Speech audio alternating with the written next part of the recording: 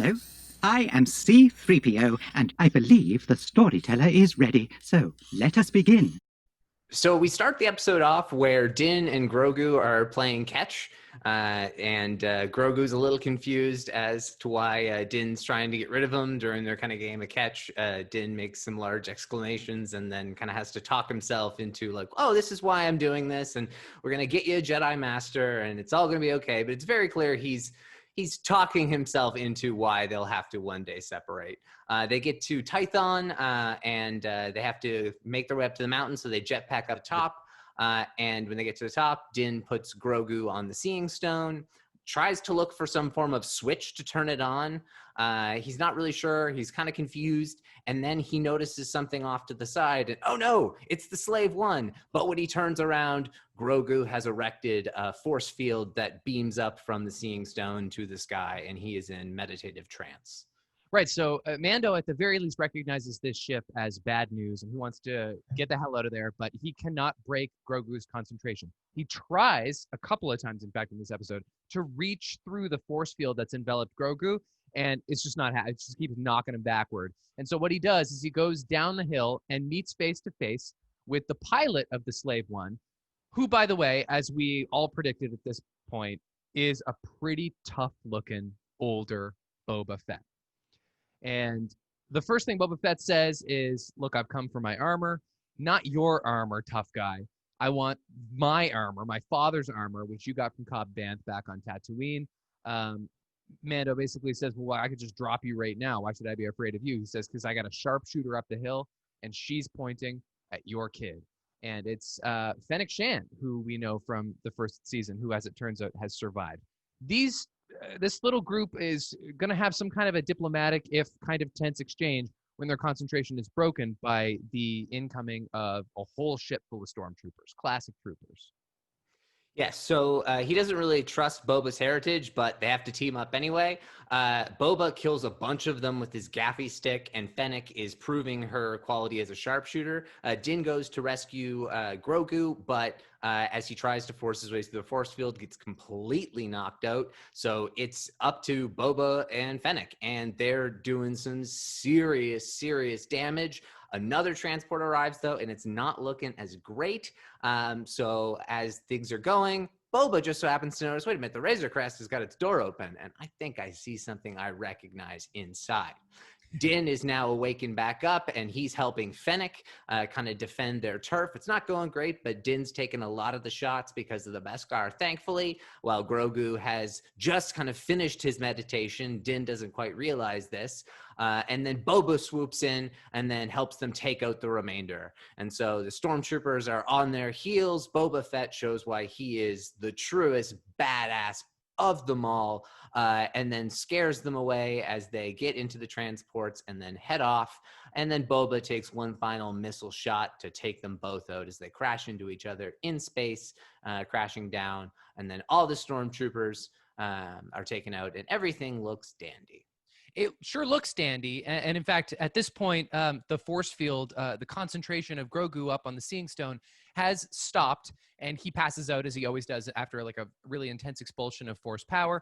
And it seems like they're probably going to be able to get away, except then in come the Dark Troopers, which are basically like Darth Vader meets Iron Man. And they swoop down, and they cannot be stopped, and they collect the child.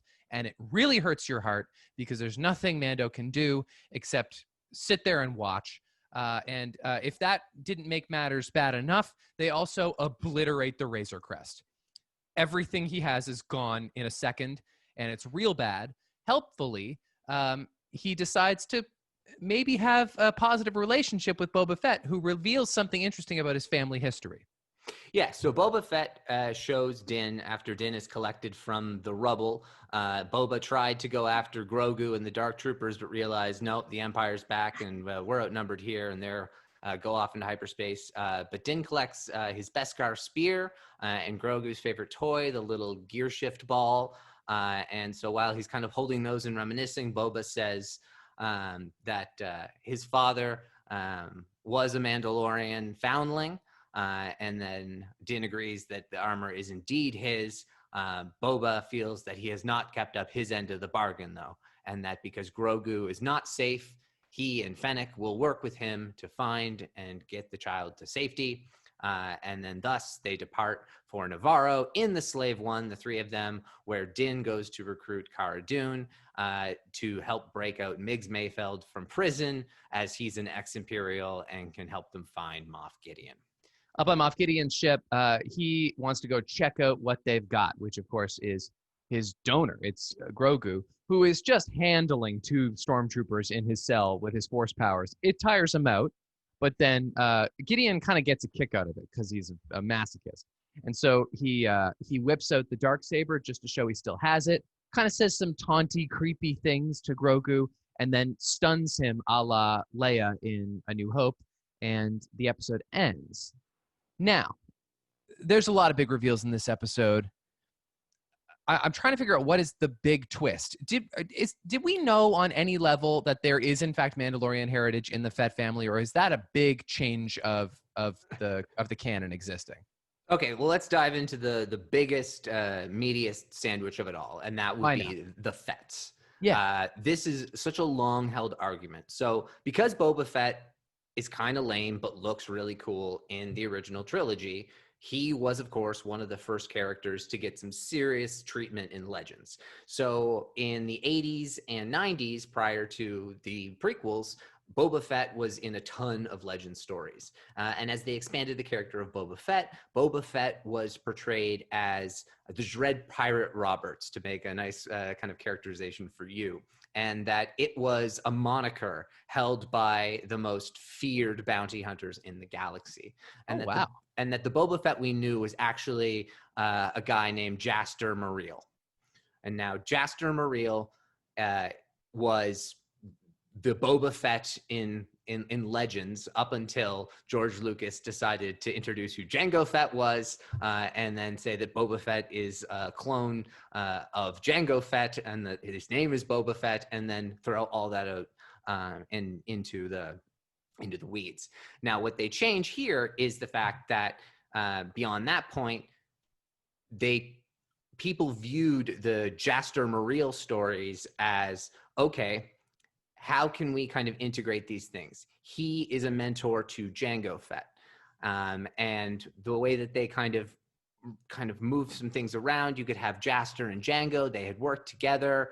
But then everything got confused once again. So they had these weird Jaster stories that didn't make sense. And this is when Legends was getting incredibly complicated and things were contradicted all the time. And so that's why people were trying to headcanon and make sense of these stories. And then comes the Clone Wars television show, where in season 2, the Prime Minister of Mandalore specifically says to Obi-Wan, who's talking about his recent experiences with the Mandalorian Jango Fett, Prime Minister Almec says, "Oh, Jango Fett is no Mandalorian. He is just some ruthless bounty hunter. I don't know where he got his armor. He is no Mandalorian." Oh. But then 4 seasons or 3 seasons later, we also find out that Prime Minister Almec is incredibly corrupt, and also he's a big time elitist. And interestingly enough, Mandalorians are portrayed in the Clone Wars as being very Nordic. They are generally blonde for the most part. And so an interesting choice with Tamora Morrison being Maori, not blonde at all, being completely dissimilar to the way that they're portrayed in the masses. And Pedro Pascal as a foundling, not meant to be. And so it didn't really make sense, but good logic could say, oh, well, maybe Jango Fett was a foundling. Maybe that's how it works. And then this confirms that. And so that's how it goes to show that indeed Prime Minister Almec was just being an elitist. He was essentially being an Aryan. He was being a racist. He was saying these are lesser, whether it's from not from the specific area of Mandalore, not being Mandalorian blood. It's very much, it was just from his point of view. And then ultimately that's where a lot of this misinterpretation goes. And George Lucas loves that sort of stuff. And so I'm sure when Dave Filoni showed him or told him this is how it was going to work, or whenever George realized that, George would be kind of okay with it, because even in the behind the scenes, they for the Clone Wars, Dave kind of said that they kind of wanted to be shit disturbers, and that they weren't really like, George wasn't thrilled with the idea of Jango Fett being a Mandalorian because it didn't align with the way he wanted to tell the rest of the Mandalorian stories, but they didn't want to necessarily reveal too much, and they wanted to have it so that it was a bit more of a journeyman that Boba Fett was at. And so there was also some contradiction as, is that the same armor? Because some of the armor was blown up in the Clone Wars TV show. Clearly it's reforged in a certain way here as well. And so it really pieces together Legends and canon quite nicely, and ties it up into a nice bow that there was Jaster Muriel, who had a foundling adopted son, Jango Fett. Jango Fett partook in the Mandalorian Civil Wars, and Jango Fett built up a huge reputation for himself, and he exponentially increased that by being the face of the Clone Wars, and then having a son who could carry on his legacy as the most fearsome bounty hunter in the galaxy as well. That's amazing. I had no idea it was such a serviceable bit of storytelling that we experienced. I just kind of figured that it was some retconning, because as an average fan, or I like to think of myself as just like a few points above the layman when it comes to Star Wars fans. Most of us didn't even know what the word Mandalorian was until the last few years. And I know it's existed canonically for literally decades, but even to a lot of those people, the word Mandalorian was associated with the armor that Boba Fett wore. And it wasn't even necessarily clear that he wasn't one, or even necessarily what Mandalore was, what Mandalorian meant when it was describing something. And I understand that like a lot of distance has been covered in the explaining of what those words are and what they mean culturally to the greater Star Wars universe through extended canon, whether it's through Legends, books, or canonically through animated TV series, and what Dave Filoni has contributed, honestly, has been enormously Mandalore focused. Absolutely.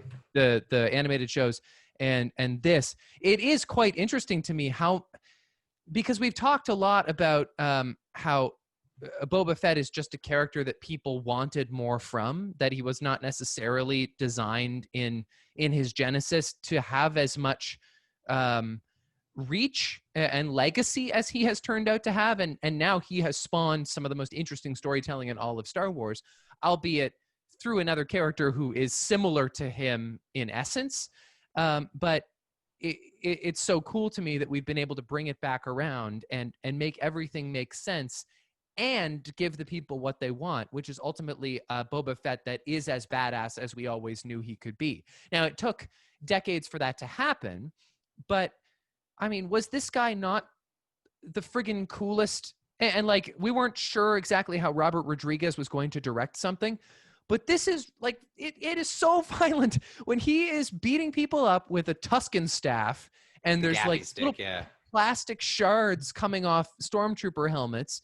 And then talk about Boba Fett twists. In the end, he's kind of a good guy. He has a moral code. He does, and that's interesting, and there's some contradiction with that as well. And interestingly, Tamara Morrison said in an interview, is he tired? Like, he was talking about Boba Fett, like, what's he been through? Is he tired? Is he, like, tired of all the killing? And so it was interesting to hear him say that, and he specifically says, he's got a good line, let me find it in here.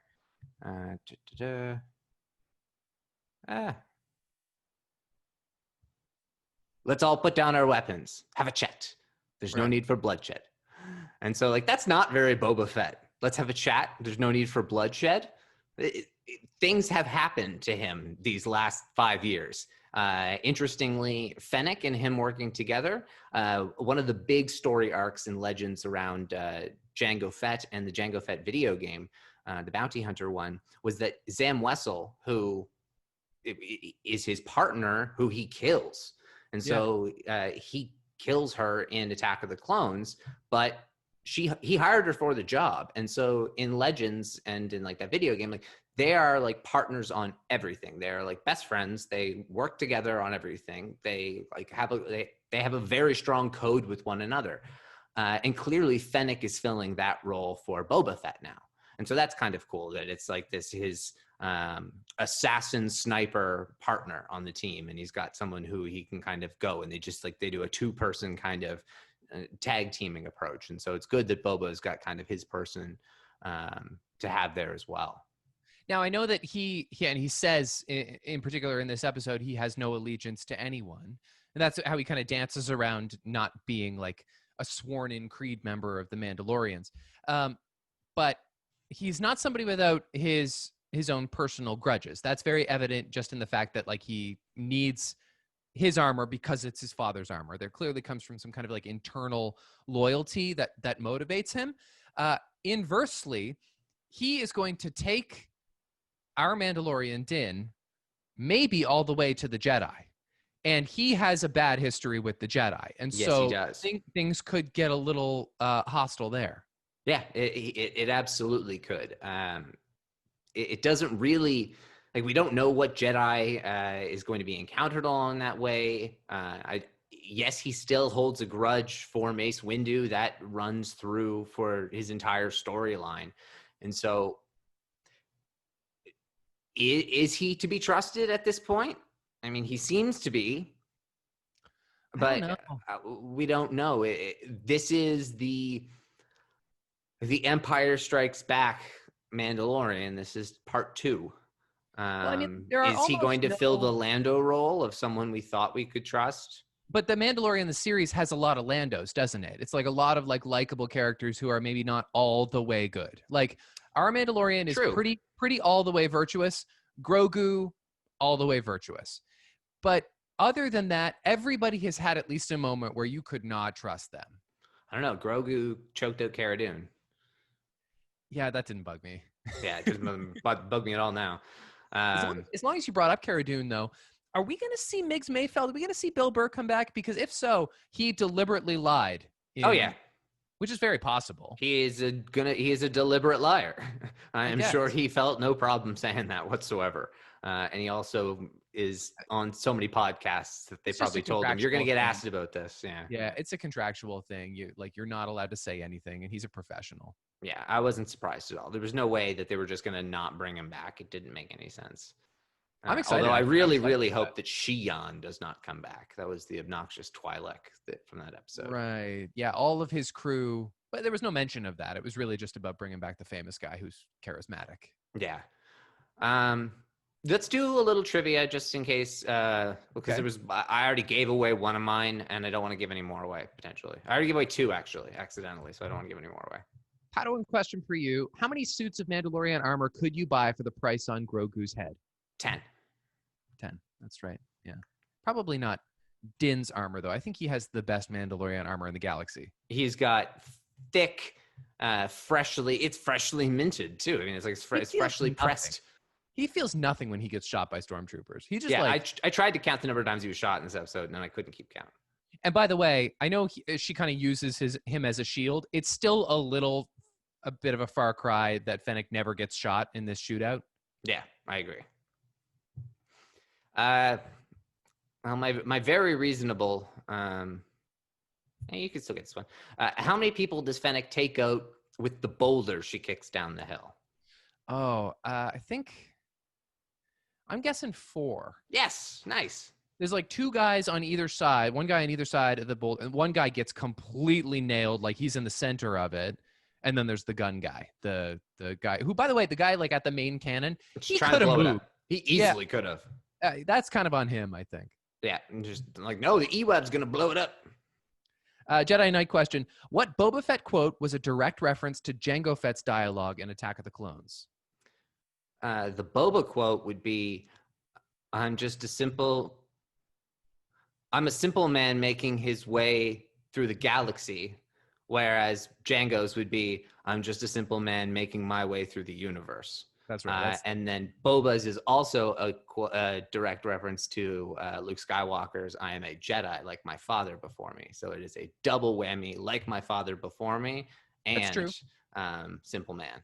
That's right. There, I didn't think about how there was also a like my father before me. That's a great one. I absolutely loved it. I mean, there's lots of like meta reference in this episode. Like I mentioned, the stunning of Grogu in the gel cell, that was very clearly made to look like how they stunned Leia, which I don't know if we've seen that particular animation elsewhere in Star Wars, but just the way he's like lying on the bench it looks like Leia. It's very much like Cell 2187, and it's Leia all there, and it's almost like you could play Leia's theme. Yes. How many stormtroopers does Boba take out with the gaffy stick? I mean, I have no idea. Is it more than 10? No. Just Okay, with the stick, though. Yeah. 7. 9. 9. Yeah, it doesn't surprise me. He can handle himself. And by the way, like, obviously I like that Boba Fett is back in his armor for the sake of the story and like the closure. A couple things. I don't want to body shame. He looks different in it. And also, He's got the punch. I think he's more badass in his robe and with his like scary head. I don't know. He was pretty ridiculously badass. I don't know. I think the pot belly works. He's also wearing a ridiculously heavy cloak. So no, I'm not. Yeah.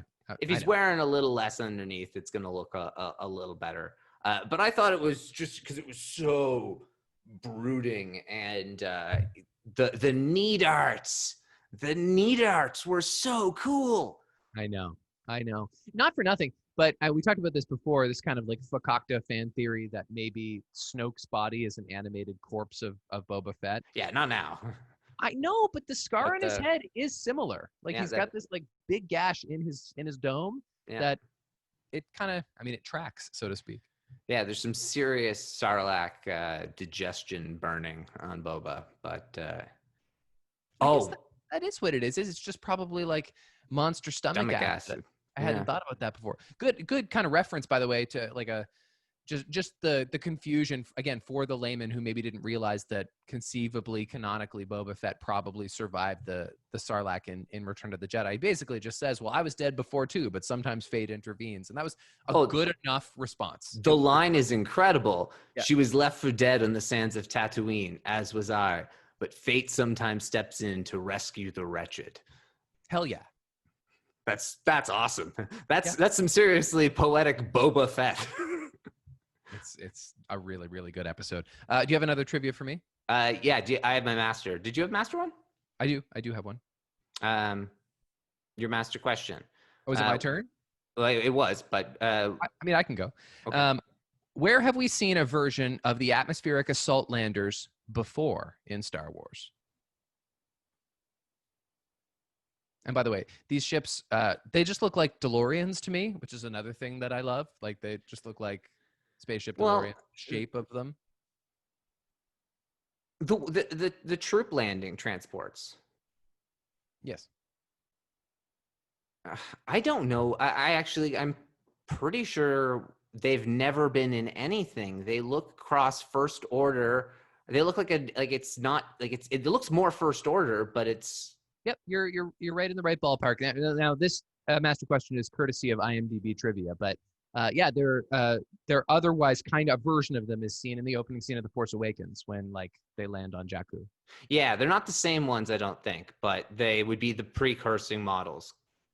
Yeah, but that's what I'm saying. Okay, yeah, gotcha. They are assault landers according. Okay, gotcha. They're like that class. Like and that is cool because it's clearly Empire era stormtroopers, and we've been seeing so much Empire era, whereas this is the transition point, so we should see some more First Order inspiration on things, and I think this is a nice subtle one.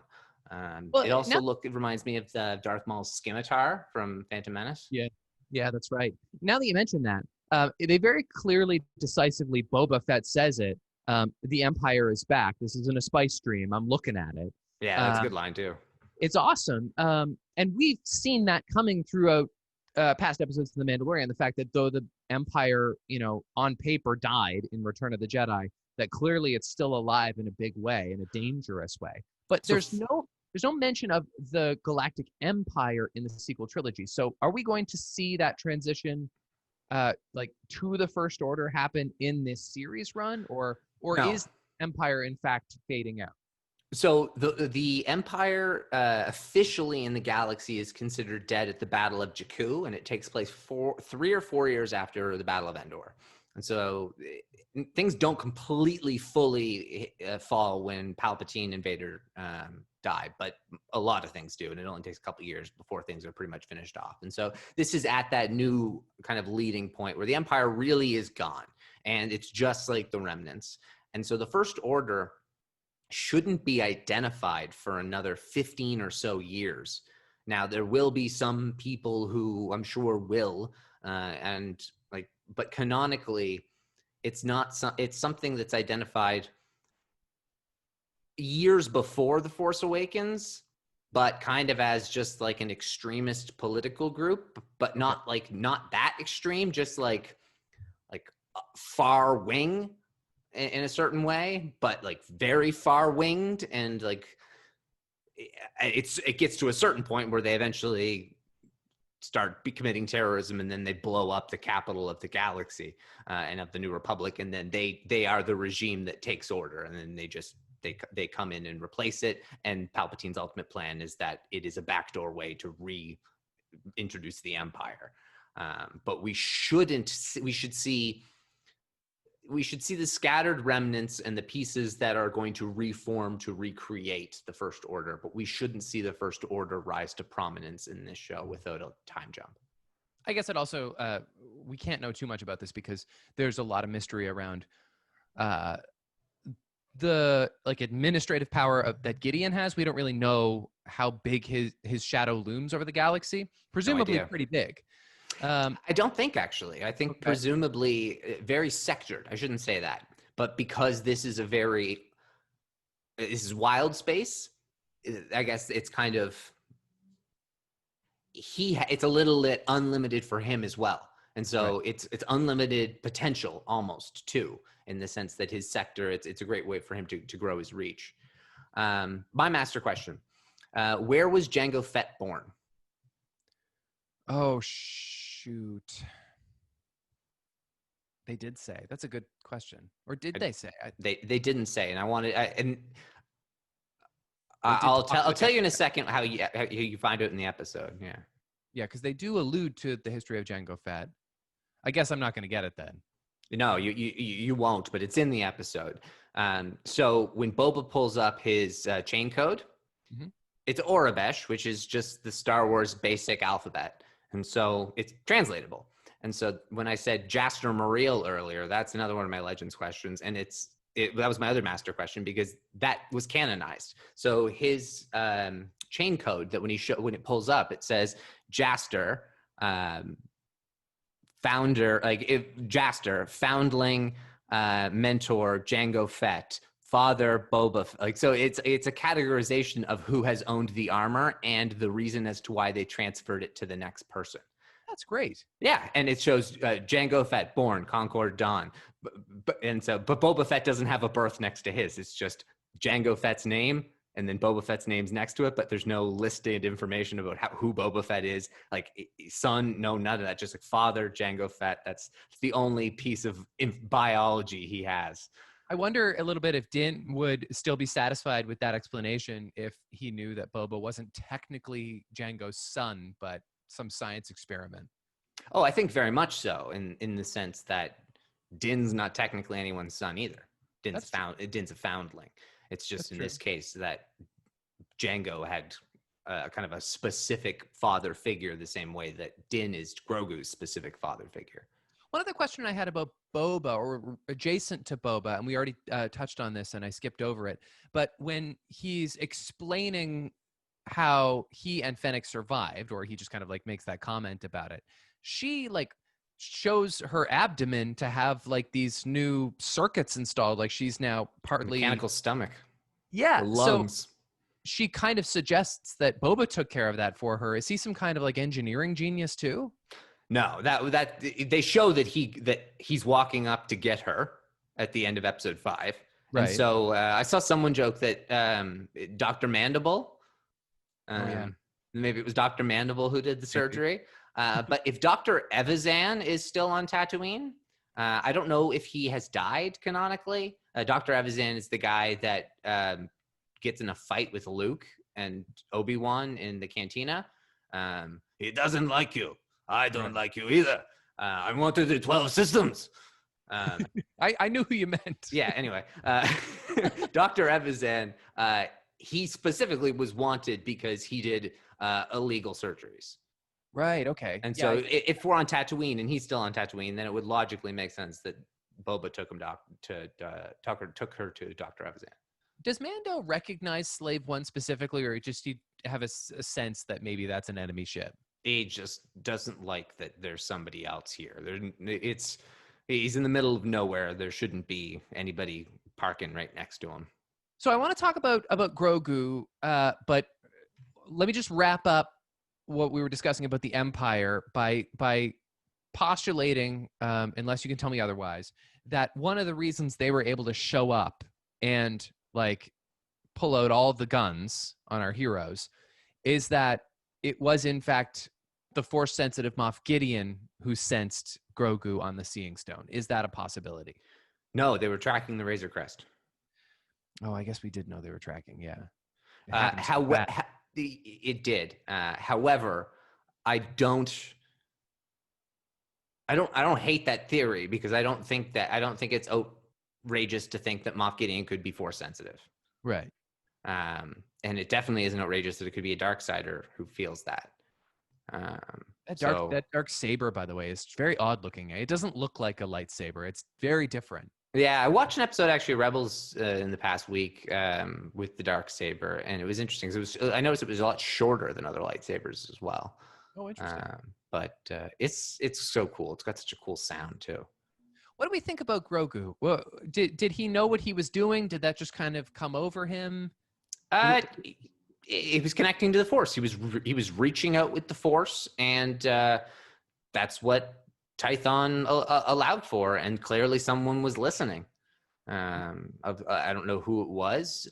It's got very Luke Skywalker on Octo vibes, so it could be Luke that he's reaching out to, but it seemed to be quite the beam, and so it could be like, who knows how far out he's reaching. He seemed really connected to the Force.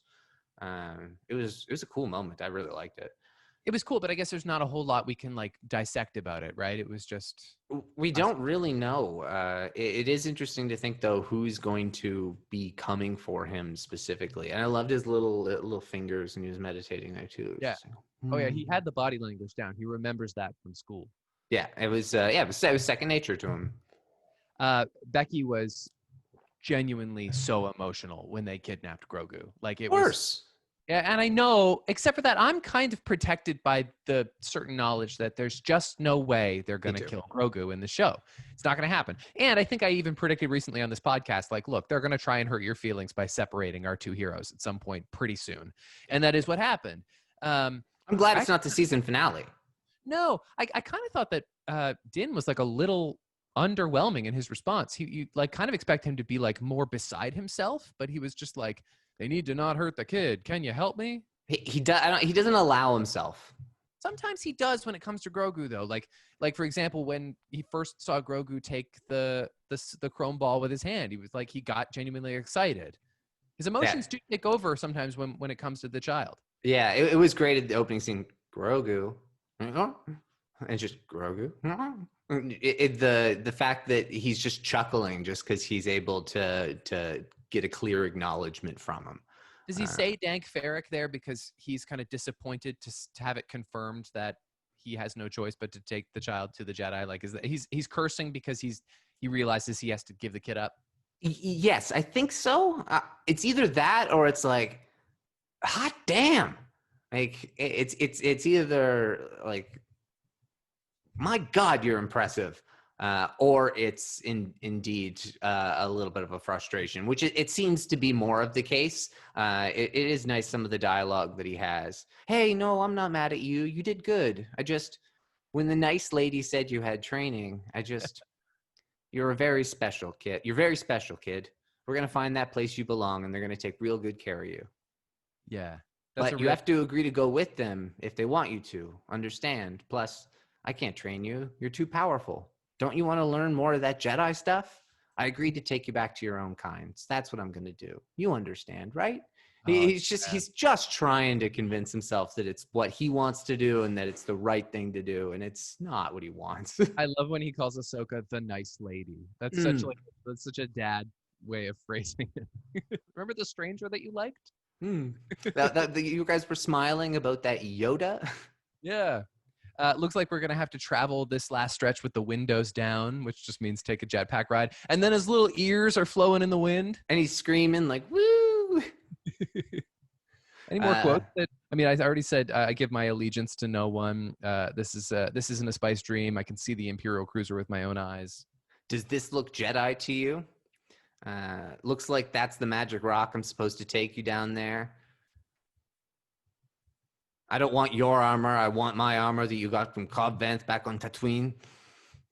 How come he never tried to get it back from Cobb Vanth? Because he was no match for his own suit? We have no idea. We're gonna find out in that Boba spinoff that's so guaranteed. It feels like these right now. And I'm only okay. I'm only okay with it if it's 4 episodes, and I almost don't feel like it's needed now because I feel like he's going to be in Mando more than I thought he was going to be in Mando. That's why I feel. I think it's silly to give him his own spinoff. Just do it in the show. He's going to be a character in the show. Well, and that's the thing. I didn't realize that he was going to be potentially in friggin' 3 straight episodes as one of the main characters in those episodes. But it's also interesting. Are they going to? Let's maybe make this as a transition. We can come back to the quotes in a sec, but are they bringing him back to kill him because Jon Favreau has wanted Boba Fett to be the main character the entire time, and now he can have a little bit of Boba Fett in the show and then switch out the Razor Crest and throw in the Slave One for Din? What's he trying to do there? A little switcheroo on us?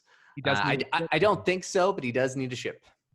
I mean, Slave One is kind of an old clunker at this point too. I presume it's still in working order and everything, but that thing's a relic at this point. And I mean, it is kind of shocking when the Razor Crest gets blown up, just because that doesn't happen that often in Star Wars with the good guy ship, and it has been the ship since the beginning. On the other hand, they've been telegraphing it all season because that thing is like a bucket of bolts barely hanging together. He needed a new ship anyway.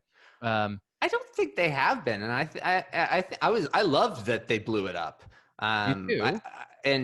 I think it was a good surprise. The one thing that made me feel like I thought it could come this season, and I think I even maybe predicted it, although I wasn't that serious, was that during the making of season 2, they had issues. They had trademark issues with Razor Crest. Oh, yeah, and what so else they is a made. Razor Crest? Sorry? What else is a Razor Crest? Oh, I don't remember. And I don't know. There's a chance that it may not have been anything and that they just didn't protect their asses fully, and that some people bought, some people, what are they called? Legally. Oh, you know what I'm talking about. Yeah. IP pirates who just go out and buy exactly. That's trademarks. what I was. Trademark pirates. Thank you. Yeah. But I don't think that was necessarily it. And either way, the Lego Razor Crest went from being Razor Crest to Mandalorian transport back to Razor Crest. And so it's, I think they got it sorted out, but maybe Favreau heard that and was like, I'm not attached to it. And we have such a budget now after we built the volume and then got to carry that budget over every season. Let's just build a new ship. By the way, speaking of the volume, you're the one who pointed out to me that they used the volume less in this episode, if at all. It seemed to, yeah. Oh, yeah. It was noticeable. And by the way, very refreshing. It's funny that you mentioned, you referenced The Princess Bride in your recap, because I kind of got Battle of Wits vibes from the terrain in this particular, because it's very bright and grassy and rural. It was kind of nice to be in a real, I mean, for the lack of a better phrase, down to earth kind of setting. It was a little, the only thing I had a problem with was that it was such desert California. Yeah. And the only reason why I have a problem with that is because it was very fan filmy in a couple shots. Oh, yeah, that's true. Yeah. Whereas it's okay, where are fan films going to be made? Okay, California. Where are they going to go? They're going to go to the desert in California because they're not going to go to Tunisia. And the closest thing they're going to find is going to be desert with grass patched in like weird spots, and Yep. there's a helicopter in one of the shots.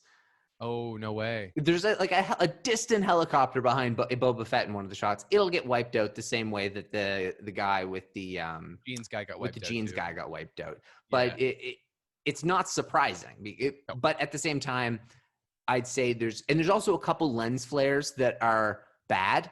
Like I thought, like, wait a minute, did the TV just break for a second? But they quickly obviously corrected. Other than that, though, literally my only takebacks in the episode. And for the most part, I liked the refreshing way it was shot. And that Tython has been represented as mountainous always, but now we have a whole other season sect for it as well. So Tython now canonically is a seasonal biome as opposed to just a single planet biome. I'll tell you something that was definitely digitally enhanced in this setting is the butterflies on the Seeing Stone. What was that about? Do those mean something? Because yes, I noticed them in the first viewing. In the second viewing, I was like, those friggin' things are everywhere. Yes, so they're a sign of the light side of the Force. They're a sign of Force concentration. In particular, Ben Solo has had a strong connection to blue butterflies in Star Wars properties. So could this have been an allusion to specifically Ben Solo? Well, interestingly enough, there are a few allusions, and people caught on to this week, and I didn't catch on to it, and I'm putting this together because apparently people just see the first thing and then like and they don't actually think things further. But Baby Yoda's theme or Grogu's theme is actually very similar to Kylo Ren's theme, which is similar to the First Order theme. And so they share a lot of similarities. And I didn't know that, but people pointed out this week because apparently it was more noticeable than ever. And so it's got its due for the first time because more people put two and two together. And so it is interesting to see if that means that there is some form of connection through Snoke and what is going to be turning them. Grogu's not a Knight of Ren, but I'm sure there is some line that is connecting these dots here. I mean, that is one of the few First Order things we've seen. They dropped the other hint on the siege. They dropped the other hint with those landing transports. And so we're starting to see these glimmers of First Order, and they always they have to do with apprehending Grogu for science experiments. That's always what they have to do with for some reason.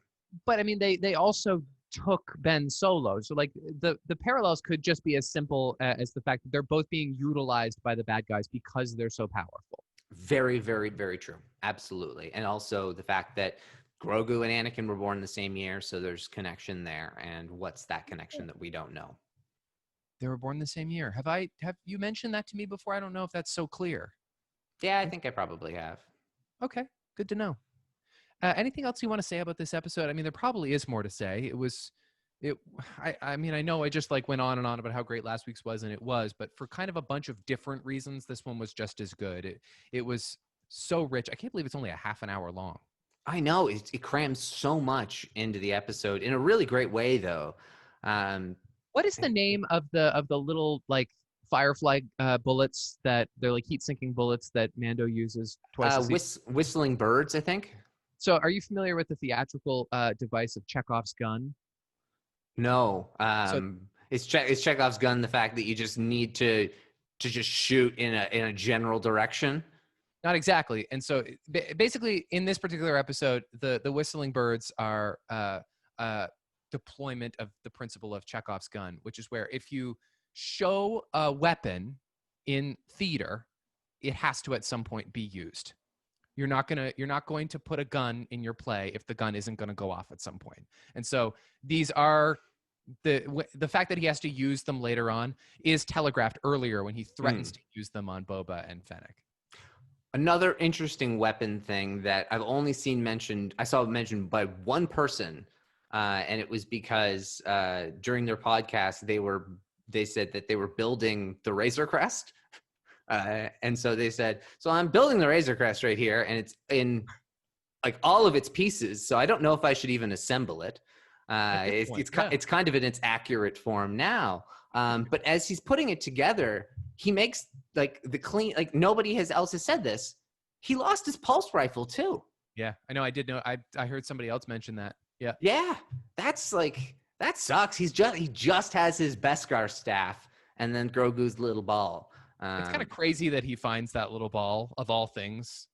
But I mean, it is, but it's also, I think they show at the start that he's trying to figure out where things are, and the Beskar spear seems to be the lucky find, whereas he seems to be looking for the ball. That's like he's aiming like, where's the cockpit? Where's the ball? I need to find his toy. That's the most important thing to me. Well, that, and it also tells the audience, don't worry, they're going to get back together. That's why he saves it. Yes, of course. What else is there? I don't know. I don't really have anything else to say. We covered a lot of it. You're not ready to play with such things, liable to put an eye out with one of these. Oh, you've gotten very good with that, but it makes you oh so sleepy, says Gideon to Baby Yoda with the using of the Force. He's such a menace. I love that. He's a bastard. He's awful. Yeah. He's so great though. Oh, definitely. Yeah. I'm interested. I really have been thinking about his suit. I don't think it's just because he's a Vader fanboy. It can't be. Okay. Maybe he was a pilot. Yep, that's possible. It seems to be more reminiscent of like a TIE pilot uniform. And he does fly his TIE fighter in the season finale of season 1. And so I'm just kind of like curious about his background specifically. Like maybe he was one of Vader's, like maybe he worked with Vader on his TIE Advanced or something. I'm curious to know about like why specifically him, and why does he look the way he looks like no other Moffs. No Moff dresses like that. Isn't it funny that every time they introduce a new big bad in Star Wars, our instinct is always to figure out what their origin is, because to us it seems like, how did you get to be here?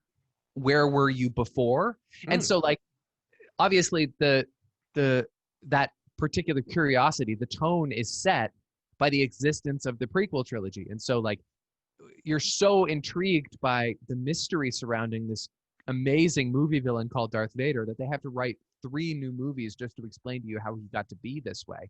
And you're not going to do that with every great Star Wars villain, although they did do it with Palpatine in those same 3 movies, kind of, although they left out a lot of the highlights, as it turns out.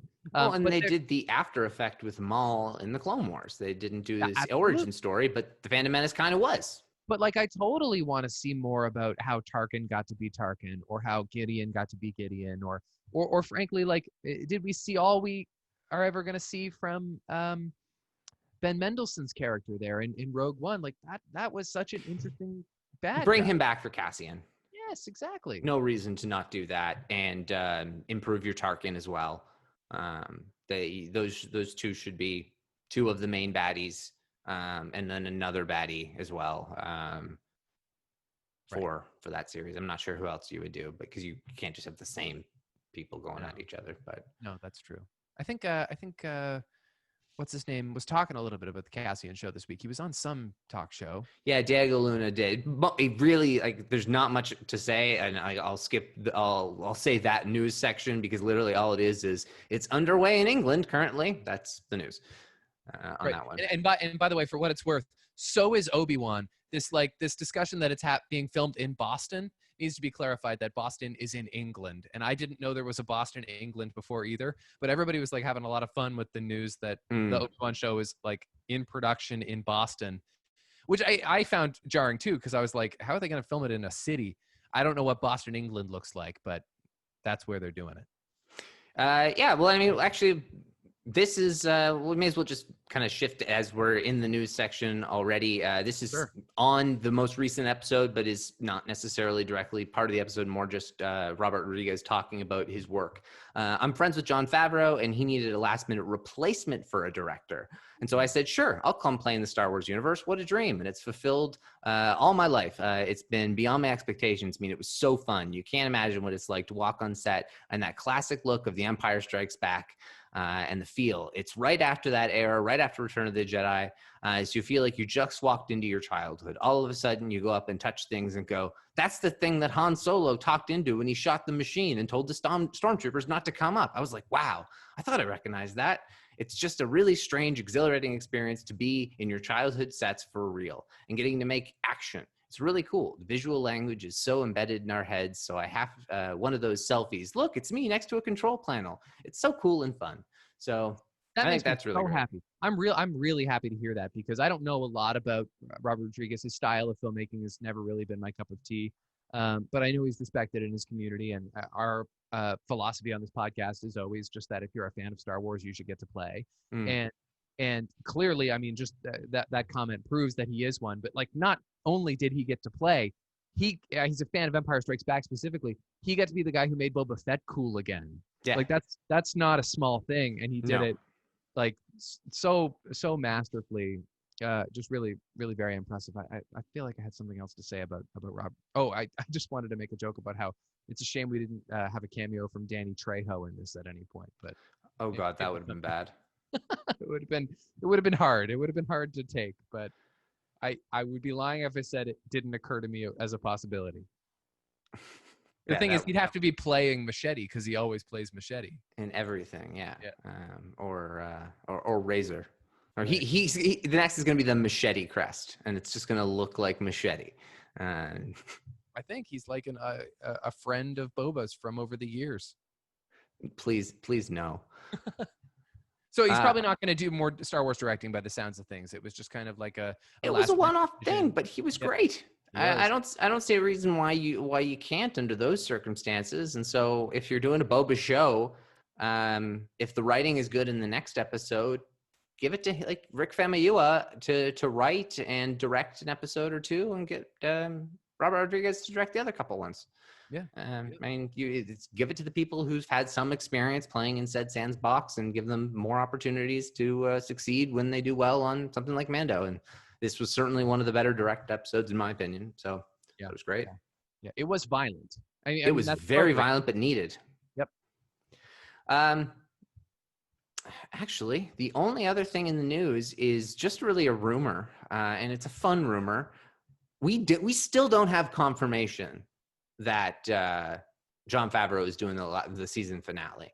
We don't know who's doing the season finale. But don't we know that Jon Favreau is directing 2 episodes in the season? No, we don't know for sure. Oh, okay. But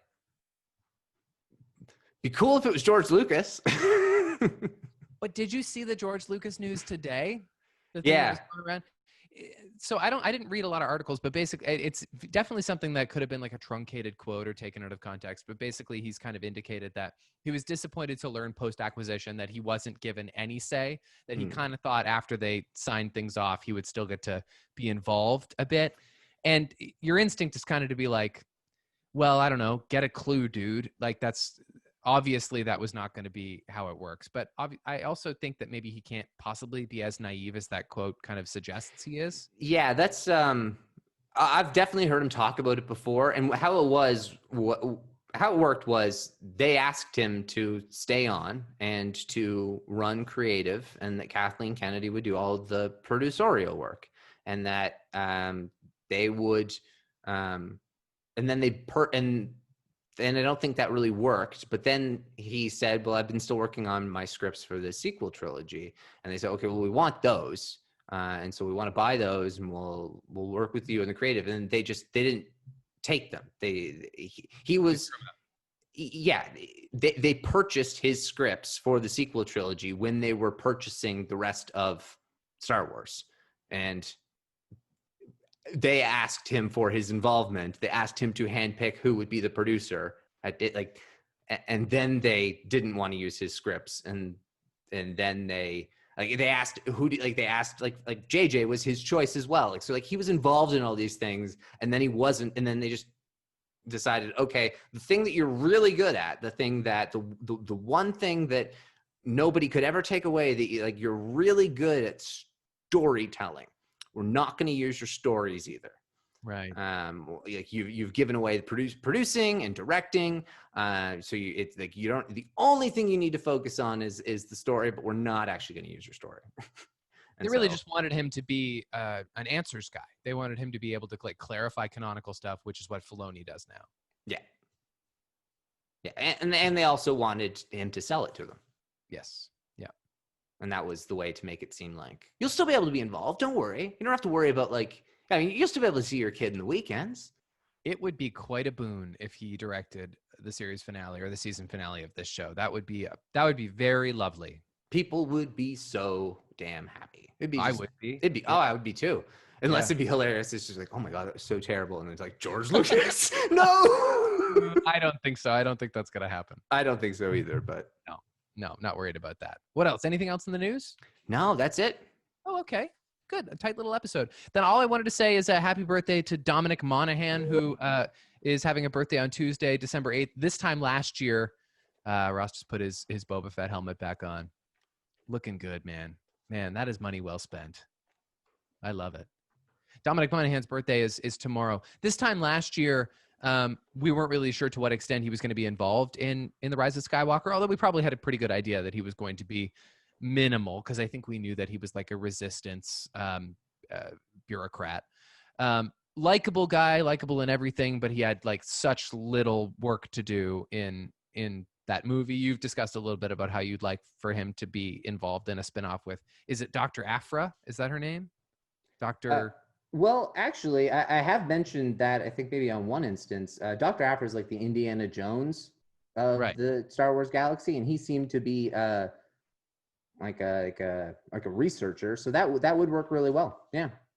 But anyway, just thinking about Dominic Monaghan got me thinking about all the awesome people in Lost that could be in Star Wars. Like, with almost no exceptions, pretty much everybody who was like a regular in Lost could be awesome in Star Wars. And I know you loved Lost, and you've suggested a few of them as like as possibilities before. But somebody we've never discussed as a great contender for Star Wars casting is Michael Emerson, who played Ben Linus.